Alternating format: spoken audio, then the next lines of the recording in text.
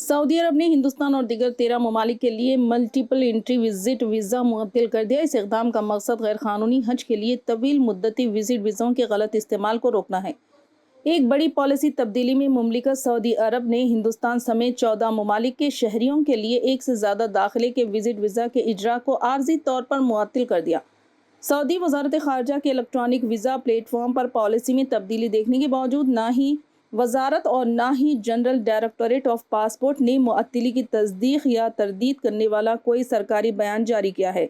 मुतासरा ममालिक की फहरिस्त। इस फैसले से मुतासर होने वाले 14 ममालिक ये है: अलजायर, बांग्लादेश, मिस्र, एथोपिया, इंडिया, इंडोनेशिया, इराक, उर्दन, मुराकिश, नाइजीरिया, पाकिस्तान, सूडान, ट्यूनिस, यमन। नजरसानी शुदा जवाबित के तहत इन 14 ममालिक के ज़ायरीन अब सिर्फ सिंगल एंट्री वीज़ा हासिल कर सकते हैं, जो 30 दिनों के लिए दुरुस्त है। इस वीज़ा के तहत ज़्यादा से ज़्यादा क़याम की इजाज़त भी 30 दिन है।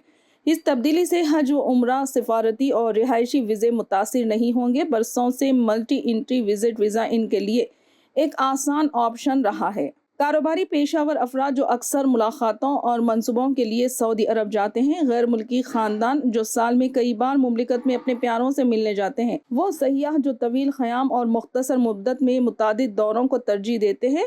मुतासरा मुसाफिरों के लिए सिफारिशात। मौजूदा वीज़ा होल्डर्स, अगर आपके पास पहले से ही एक से ज़्यादा दाखिले का वीज़ा है तो इसकी दुरुस्तगी की तस्दीक के लिए सऊदी सिफारत खानों या कौंसल खानों से मशवरा करें।